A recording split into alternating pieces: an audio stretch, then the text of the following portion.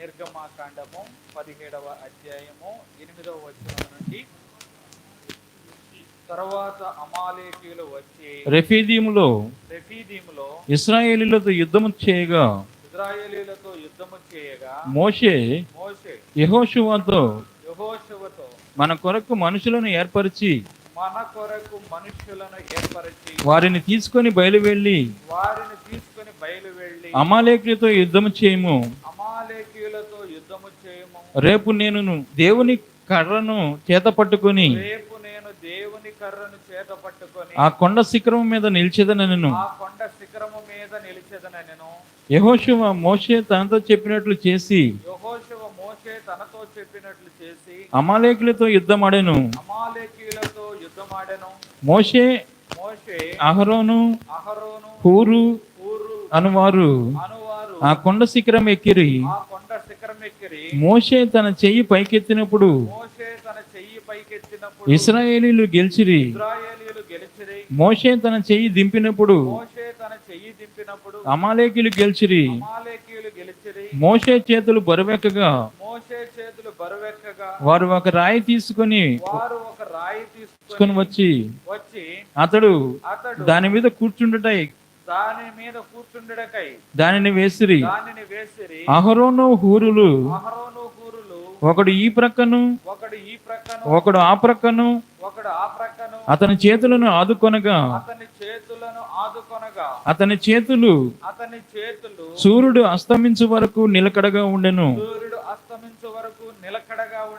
అట్లు యెహోషువ కత్తి వాడి చేత అమాలేకు రాజును అతని జనులను గెలిచెను. చాలండి. హల్లెలూయా. అమాలేకీయులు యుద్ధము చేయడానికి వచ్చారు ఇశ్రాయేలీయులతో. మోషే యెహోషువను పిలిచి, అయ్యా, మన మీదకు యుద్ధము నాకు శత్రువు దిగి ఉన్నాడు, శత్రువు యుద్ధానికి వచ్చి ఉన్నాడు కనుక ఇప్పుడు మన కొరకు మనుషులను ఏర్పరచుకొని వారిని తీసుకొని వెళ్ళి అమాలేకీయులతో యుద్ధము చేయుము. రేపు నేను దేవుని కర్రను చేత పట్టుకొని ఆ కొండ శిఖరం మీద నిలిచేదను అనేను. శత్రువు వచ్చాడు యుద్ధానికి. శత్రువు వచ్చినప్పుడు ఇప్పుడు ఇశ్రాయేలీయుల యొక్క భవిష్యత్తు, లేకపోతే వీరి యొక్క ఈ సమాజం యొక్క భవిష్యత్తు రేపటి దినమున ఎలా ఉంటుందో తెలియదు. ఎందుకంటే ఈ యుద్ధము మరి ఓడిపోతే ఇశ్రాయేలీయులు చెదిరిపోతారు, లేకపోతే వారి యొక్క సమాజం అనేది రూపుమాపిపోతుంది, లేకపోతే వారి సమాజము కనిపించదు. కనుక ఇప్పుడు మోషే దైవజనుడు ఒక మాట చెబుతూ ఉన్నాడు. ఏమని?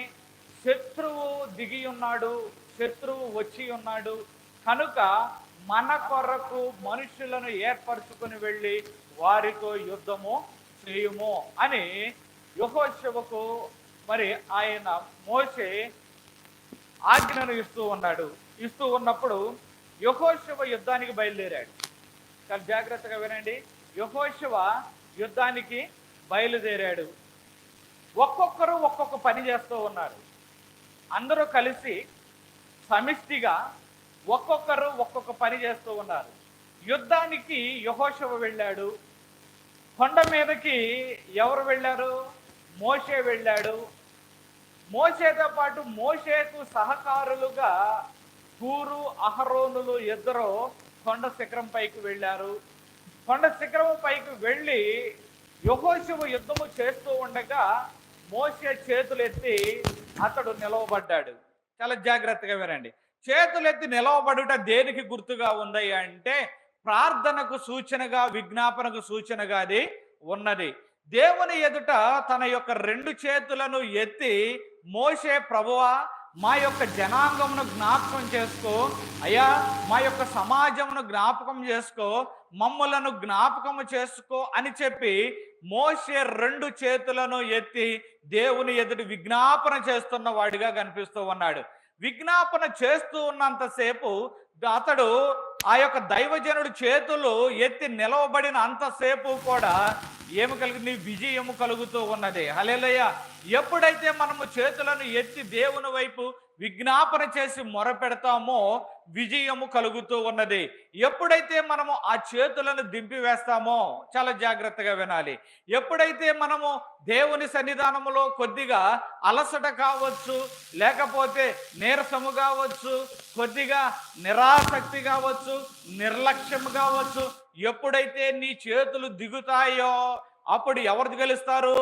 సైతాను, లేకపోతే సాతానుడు, శత్రు సమూహము గెలుస్తూ ఉన్నది. కానీ నీవేం చేయాలి అంటే ఎప్పుడు కూడా నీ చేతులను దేవుని వైపు ఎత్తి చూపించాలి. హల్లెలూయా. ఎత్తి చూపించాలి. ఎత్తి చూపిస్తూ ఉన్నప్పుడు దేవుడు తన యొక్క సహాయాన్ని తప్పనిసరిగా నీకు దయచేస్తాడు. హల్లెలూయా.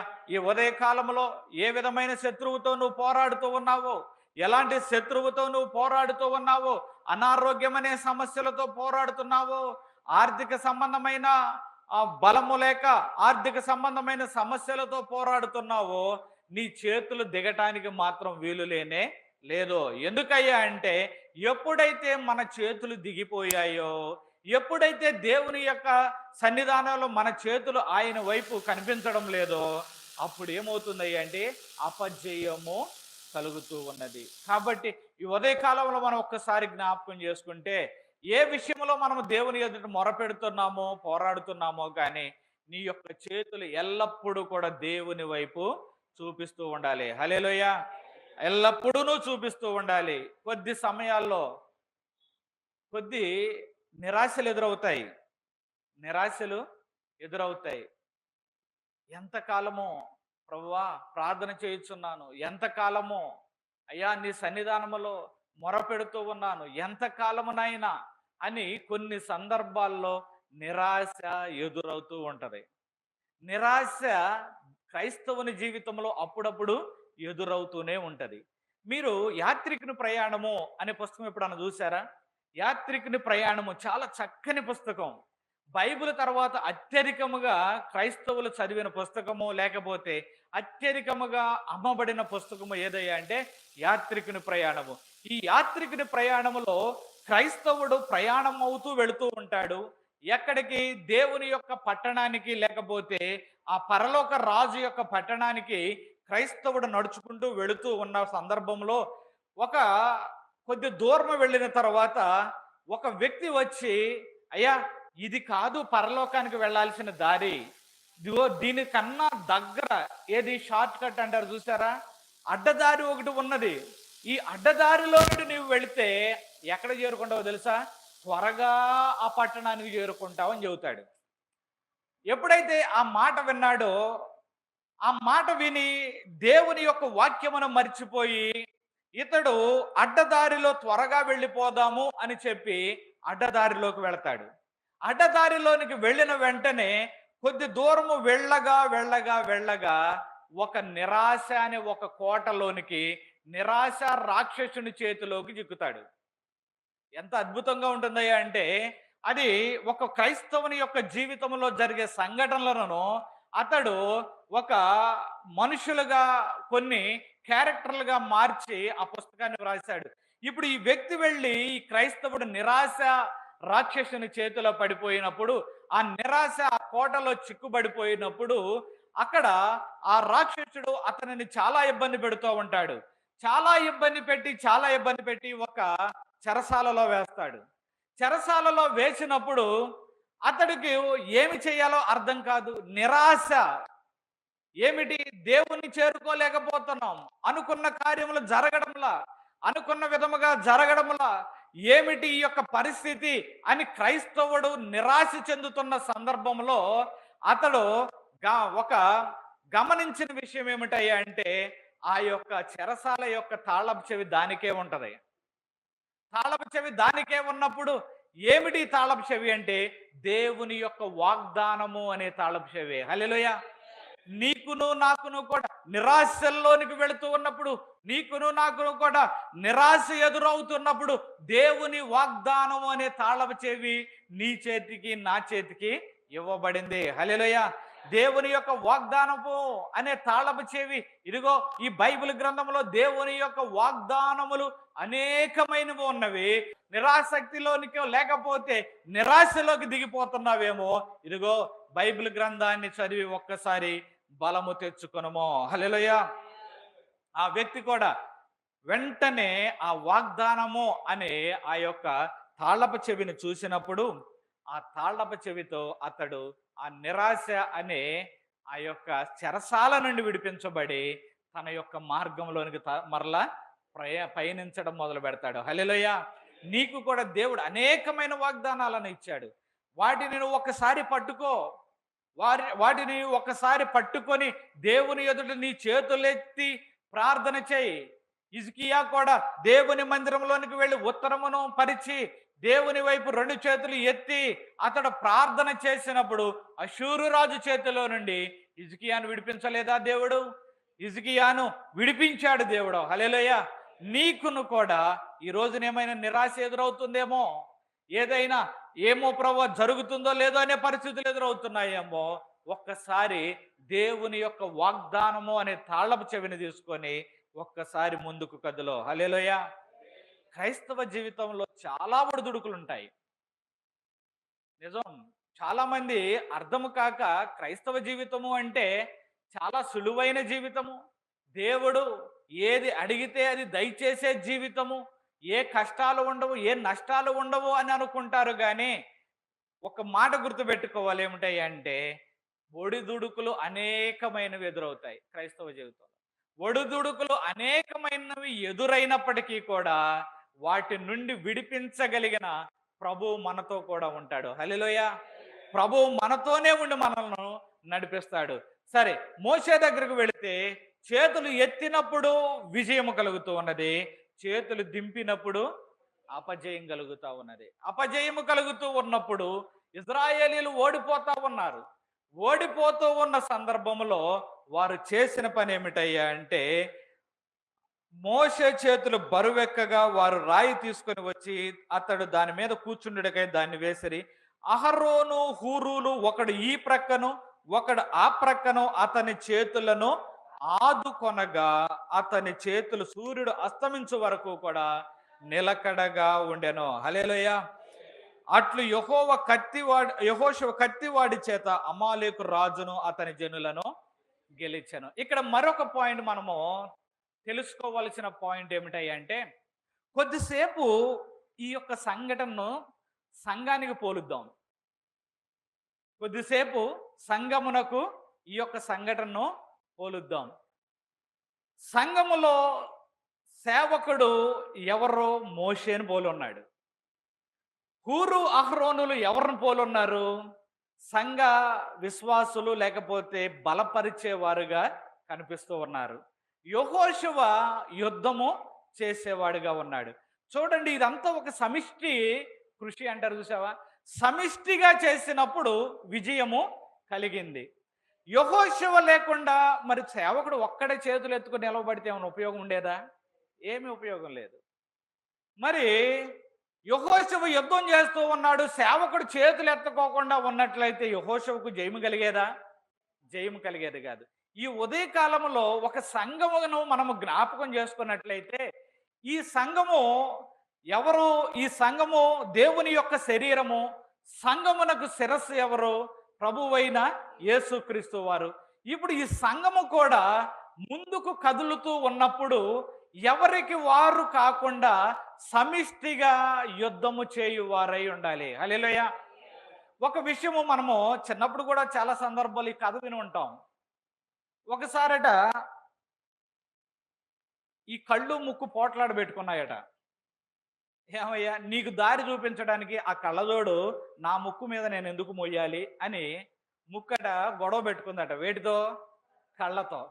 గొడవ పెట్టుకుంటే నేనే లేకపోతే అసలు ముందేకెక్కడ కదులుతావు అని చెప్పి అది గొడవ పెట్టుకొని ఇద్దరు గొడవ పెట్టుకొని ముక్కు అందట ఆ కళ్ళజోడు నా మీద పెట్టకు తీసేయందట.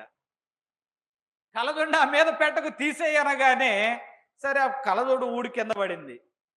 ఇప్పుడు ఈ వ్యక్తి నడుచుకుంటూ వెళ్ళి ఒక గోడను గుద్దుకున్నాడు. మొదటగా ఏం పచ్చడైంది? ముక్కు పచ్చడైంది అంటారు కదా. ముక్కు పచ్చడయింది. అప్పుడు ఆ ముక్కుకు అర్థమైందట ఏమని? అరే బాబు, శరీరము అంటే అన్ని సమిష్టిగా పనిచేయాలి. హల్లెలూయా! శరీరము అంటే అన్ని అవయవములు, చేతులు అన్నీ కూడా, ముక్కు, కళ్ళు ఇవి అన్నీ కూడా సక్రమంగా పనిచేయాలి అని అర్థమయ్యి, ఆ కళ్ళజోడు తీసి నా మొఖాన పెట్టు, లేకపోతే నా మీద పెట్టు, అప్పుడు చక్కగా కనపడుతుంది. చూడండి, ఇక్కడ మనకు చూస్తున్న సన్నివేశం కూడా ఒక సంఘానికి సూచనగా ఉన్నది. సంఘము యొక్క భారము చాలా ఉన్నది. చాలా సందర్భాల్లో క్రైస్తవులు మనం అనుకుంటాము, నా సమస్య, నా బాధ, నా ఇబ్బంది, నా కష్టమే అనుకుంటాము. కానీ సంఘములో కష్టముల నుండి వెళుతున్న వారు చాలా మంది ఉన్నారు. సంఘములో బాధల నుండి వెళుతున్న వారు చాలా మంది ఉన్నారు. అన్నిటికన్నా మించి లోకములో నశించుచున్న వారు అనేక మంది ఉన్నారు. కాబట్టి ఈ రోజున సంఘము యొక్క పోరాటము, లేకపోతే దేవుని నమ్మిన బిడ్డల యొక్క పోరాటం ఏమిటంటే ఒక సమిష్టి కృషి, లేకపోతే సమిష్టిగా పోరాటము చేయవలసి ఉన్నదే. హల్లెలూయా! ఈ ఉదయ కాలంలో ఈ యొక్క మాటలు మీకు ఏమన్నా కొద్దిగా విచిత్రంగానో ఇబ్బందిగా ఉండవచ్చు. అయ్యా, నేను ఇతరుల గురించి ప్రార్థన చేయడం ఏమిటి? నేను సంఘము గురించి ప్రార్థన చేయడం ఏమిటి? లేకపోతే నేను సంఘము గురించి నేను ఎందుకు కన్నీరు కార్చాలి, లేకపోతే ఇతరుల కొరకు ఎందుకు కన్నీరు కార్చాలి అని నీవు అంటున్నట్లయితే, సంఘము లేకపోతే నీ ప్రక్కన ఉన్న సహోదరుడు బలముగా ఉంటే నీవు కూడా బలంగా ఉంటావు, నిలవబడగలవు. హల్లెలూయా! ఈ రోజున క్రైస్తవ్యం ఎలా ఉందంటే, ప్రభువా ఎంతసేపు నాకేమిస్తావు, ఎంతసేపు నాకు ఏమి వనగూరుతుంది, ఎంతసేపు నాకు ఏమి కలుగుతుంది, ఏమి ఆశీర్వాదం వస్తుంది, ఏమి ఆ ఆదాయం కలుగుతుంది, లేకపోతే ఆర్థికంగా బలం కలుగుతుంది అని చూసేవారే. కానీ కొన్ని సందర్భాల్లో మనలను పరిశీలన చేసుకుంటే, సంఘం యొక్క బాధ్యత నశించుచున్న వారి కొరకు ప్రార్థన చేయవలసి ఉన్నది. లేకపోతే నీతో పాటు నీ యొక్క తోటి సహోదరులు నశించిపోతూ ఉన్నప్పుడు, ఇబ్బందుల్లో నుంచి వెళుతూ ఉన్నప్పుడు నీ యొక్క ప్రార్థన అవసరత కూడా చాలా ఉన్నది. చాలా మీకు విచిత్రంగా అనిపించవచ్చు, ఏమయ్యా ఇలాంటి బోధలు మేము వెళ్ళా, దేవుడు మిమ్మల్ని ఆశీర్వదిస్తాడు, దేవుడు మిమ్మల్ని లేవనెత్తుతాడు, దేవుడు మీకు ఆర్థిక బలాన్ని ఇస్తాడు, దేవుడు మీకు దీవెనలు దయచేస్తాడు, ఇలాంటి మాటలు విన్నాం. కానీ ఏమిటి మా మీద బాధ్యత ఉన్నది అని చెబుతున్నావేమిటి అని అంటున్నట్లయితే, నిజమే, శత్రువైన సాతాను అనేక మందిని పట్టి పీడించుచు, అనేక మందిని వాడు నాశనమునకు లాగుకొని వెళ్ళిపోవచ్చు. మన బంధువుల్లో కావచ్చు, మన మిత్రుల్లో కావచ్చు, మన వాళ్ళలో అనేక మంది కావచ్చు, నాశనమునకు వెళుచు ఉన్న సందర్భంలో క్రైస్తవుడమైన నీకు ఒక బాధ్యత ఉన్నది. ఏమిటా బాధ్యత అంటే ప్రార్థించడం. ఎందుకంటే అది ప్రభువు కోరుకునుతున్న విషయం. చాలా మంది అనుకుంటారు, ఏమనుకుంటారంటే, యేసు ప్రభు వారు ఈ లోకానికి వచ్చారు, శరీరధారి అయి తన పనిని ముగించేశారు, వెళ్ళిపోయారు, వెళ్ళిపోయి ఇక ఏ బాధ్యత ఆయనకు లేదు అని అనుకుంటారేమో. కానీ జాగ్రత్త సుమ, ఈ యొక్క ప్రపంచ స్థితిగతులు ముగించబడే వరకు, ఈ యొక్క యుగాంతము ముగించబడే వరకు ప్రభువైన యేసుక్రీస్తు వారికి ఒక బాధ్యత ఉన్నది. ఏంటో తెలుసా? నశించిపోవచ్చున్న ఆత్మలను వెదికి రక్షించడం. హల్లెలూయా! ఎవరైతే నరకమునకు దిగజారిపోతూ ఉన్నారో, ఎవరైతే ఆ యొక్క నరకములోనికి కృంగిపోతూ ఉన్నారో, వెళ్ళిపోతున్నారో, వారిని పట్టి రక్షించడమే ప్రభువైన యేసుక్రీస్తు వారి యొక్క పని. ఈ యొక్క ఉదయకాలంలో దైవజనుడైన మోషేను ఒకసారి జ్ఞాపకం చేసుకుంటే, యెహోషువను జ్ఞాపకం చేసుకుంటే, అహరోను హూరులను జ్ఞాపకం చేసుకుంటే, ఇది ఒక సమిష్టి కృషి. హల్లెలూయా! సమిష్టిగా మనం పని చేయాలి. ఏం పని చేయాలి? దేవుని యొక్క పని చేయాలి. దేవుని యొక్క, ఆయన యొక్క చిత్తమును, ఆయన యొక్క ఆజ్ఞను నీవు నెరవేర్చేవాడివిగా ఉండాలి. ప్రభువు కేవలము ఆశీర్వాదాలు ఇవ్వటం కోసమే ఆయన తపన పట్టలేదండి. ఈ ఉదయకాలం ఎందుకు ఈ మాటలు మనతో మాట్లాడుతున్నాడు ప్రభు తెలియదు. కానీ కేవలము ఆశీర్వాదాలు నా బిడ్డలకు ఇవ్వాలి ఇవ్వాలి, ఇది మాత్రమే ఆయన తపన కాదు. ఏమిటో తెలుసా ఆయన తపన? అయ్యో, అశాశ్వతమైనది మీరు సంపాదించుకున్నా అది కొంతకాలం ఉంటుంది, కొంతకాలానికి నశించిపోతుంది. మీరు అందరూ కూడా నిత్య జీవంలోనికి, శాశ్వత జీవంలోనికి నడిపించబడాలి. మీరు రక్షించబడ్డారు, ఇంకా నశించిపోవచ్చున్న వారు అనేక మంది ఉన్నారు. వేదనతో కృంగిపోతున్న వారు అనేక మంది ఉన్నారు. వారు రక్షించబడాలి. హల్లెలూయా! రక్షించబడాలి. కాబట్టి ఎవరికి తగిన పని వారు చేయాలి. మోషే చేతులు ఎత్తుకొని నిలవబడ్డాడు. అహరోను హూరులు వచ్చి ఏం చేశారు? అతని చేతులను ఆదుకొని ఎత్తి పట్టారు. హల్లెలూయా! ఇక్కడ మీకు ఒక మాట చెబుతాను, చాలా జాగ్రత్తగా వినండి. మోషే చేతులు ఎత్తాలి అంటే అహరోను హూరులు కూడా చెయ్యెత్తాలా? ఎత్తాలి కదండి. ఇప్పుడు ఇట్లా పైకి లేపి పట్టుకున్నాడు మోషే. ఇప్పుడు అహరోన్ ఏం చేయాలి? చేతులు కింద పెడతాడా? లేపి పెట్టాలంటే అహరోను కూడా చేతులు లేపాలి. కుడివైపు అహరోను ఉన్నాడు అనుకుందాం కొద్దిసేపు. ఎడమ వైపు హూరు ఉన్నాడు అని అనుకుందాం. ఇప్పుడు మోషే చేతులు పైకి లేపాలంటే కుడివైపున ఉన్న అహరోను 2 చేతులు కూడా పైకి లేవాలి. హల్లెలూయా! ఎడమ వైపున ఉన్న హూరు 2 చేతులు కూడా పైకి లేవాలి. సంఘ విశ్వాసుల యొక్క చేతులు కూడా పైకి లేవాలి. హల్లెలూయా! సేవకునితో పాటు సంఘ విశ్వాసుల యొక్క చేతులు కూడా పైకి లేచినప్పుడు సమిష్టిగా విజయం కలుగుతుంది. హల్లెలూయా! హల్లెలూయా! హల్లెలూయా! నిజమే. సంఘము యొక్క ఉజ్జీవము, సంఘము యొక్క మరి బాధ్యత, లేకపోతే సంఘము ఉజ్జీవింపబడినప్పుడు వ్యక్తిగతంగా నువ్వు కూడా ఉజ్జీవింపబడతావు. హల్లెలూయా! నీకు నాకు కూడా ఒక బాధ్యత ఇవ్వబడింది. దయచేసి ఎవరో కూడా మనము మరొక విధంగా తీసుకోవద్దు. ఈ మాటలను ఒక్కసారి జ్ఞాపకం చేసుకో. ప్రభువైన యేసుక్రీస్తు వారు మరి కొన్ని మాటలు మర్మయుక్తంగా చెప్పుకోవాలంటే, ఈ లోకములో ఏ కార్యము జరగాలన్నా, దేవుని యొక్క ఏ కార్యము జరగాలన్నా, దేవుని యొక్క ఆత్మకు ఒక శరీరము కావాలి. నా మాట ఇంకా క్లియర్గా మీకు అర్థం కావాలి అంటే, దేవుడు ఏ కార్యాన్ని చేసినా అనాది కాలము నుండి తనకు తానుగా వచ్చి నిలవబడి చేయలేదు, కానీ సేవకులనే వాడుకున్నాడు. గొప్ప కార్యాలను చేయడానికి మోషేను వాడుకున్నాడు. యాజకత్వము చేయడానికి అహరోనును వాడుకున్నాడు. జనులను హెచ్చరించడానికి ఏలియా, ఎలీషా లాంటి ప్రవక్తలను వాడుకున్నాడు. ఒక జనాంగమును ఆయన తన కొరకు నిలుపుకోవడానికి అబ్రహామును వాడుకున్నాడు.